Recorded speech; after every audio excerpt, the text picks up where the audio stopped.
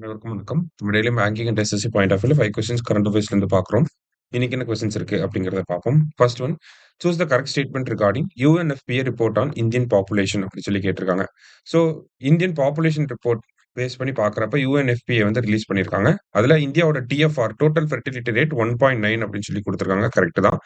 இந்தியாவோட பாப்புலேஷன் அப்படிங்கிறது 146.39 crore இருக்கு அப்படின்னு சொல்லியிருக்காங்க. அதுவும் கரெக்ட் தான்.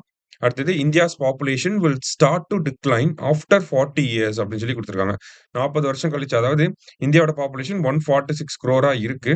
இது 170 crore ரீச் பண்ணும். அதுக்கப்புறமா டிக்ளைன் ஆக ஆரம்பிக்கும் அப்படின்னு சொல்லி கொடுத்துருக்காங்க. இந்த கேப் வந்து ஒரு 40 இயர்ஸ்ல நடக்க ஆரம்பிச்சிடும் அப்படிங்கிறத சொல்லியிருக்காங்க. மூணுமே கரெக்ட் தான். ஆல் ஆர் கரெக்ட் அப்படிங்கிறதா கரெக்ட் ஸ்டேட்மெண்ட். அடுத்தது, ஸோ அதே ரிப்போர்ட்டை பேஸ் பண்ணி இன்னொரு 3 statement. India's working age population stands at 68% அப்படின்னு சொல்லி கொடுத்துருக்காங்க. கரெக்ட் தான். ஓகேங்களா? இந்தியாவோட ஒர்க்கிங் ஏஜ் பாப்புலேஷன் அப்படிங்கிறது 68%ல இருக்கு. 7% of the total population are elderly people. Elderly people அப்படின்னா இந்த ரிப்போர்ட் படி பார்க்குறப்ப 65 அண்ட் 65 அபவ். சரியா? ஸோ 65 வயசுக்கு மேல இருக்கக்கூடியவங்களுடைய பாப்புலேஷன் 7% இருக்கு. அது இன்க்ரீஸ் ஆகும் அப்படிங்கிறதையும் சொல்லியிருக்காங்க. கரெக்ட் தான். அடுத்தது, லைஃப் எக்ஸ்பெக்டன்சி ஃபார் மேல் is 71 years and for female 74 years அப்படின்னு சொல்லி கொடுத்துருக்காங்க. So male and ஃபீமேலோட life expectancy, மேலுக்கு 71, ஃபீமேலுக்கு வந்து 74, ரெண்டுமே கரெக்ட் தான். ஸோ 3 ஸ்டேட்மெண்ட்டுமே கரெக்டாக தான் இருக்கு. ஆல் ஆர் கரெக்ட் அப்படிங்கிறது தான் நமக்கு கரெக்ட் ஆன்சர். சரியா? அடுத்தது, the report titled the fertility crisis was released by அப்படின்னு சொல்லி கேட்டிருக்காங்க. ஸோ நம்ம பார்த்த இந்த 2 கொஸ்டினுமே இந்த ரிப்போர்ட்ல இருந்து தான் வந்திருக்கு. சரிங்களா?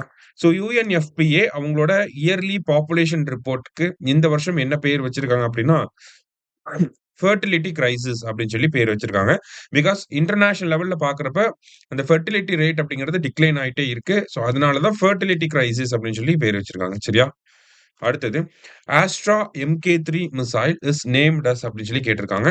ஸோ ஆஸ்ட்ரா MK3 மிசைலுக்கு வந்து என்ன பேர் வச்சிருக்காங்க அப்படின்னா, காந்திவா அப்படின்னு சொல்லி பேர் வச்சிருக்காங்க. வை? பிகாஸ் அர்ஜுனன் இருக்கார் இல்லையா, மகாபாரதத்துல அர்ஜுனன் இருக்கார் இல்லையா, அவரு யூஸ் பண்ணக்கூடிய அந்த வில்லோட பேர் தான் காந்திவா அப்படின்னு சொல்லி சொல்றாங்க. சரியா? ஸோ அந்த ஒரு பேசிஸ்ல தான் இதுக்கு காந்திவா அப்படின்னு பேர் வச்சிருக்காங்க. இந்த ஆஸ்ட்ரா MK3 வந்து DRDO வந்து உருவாக்கியிருக்காங்க.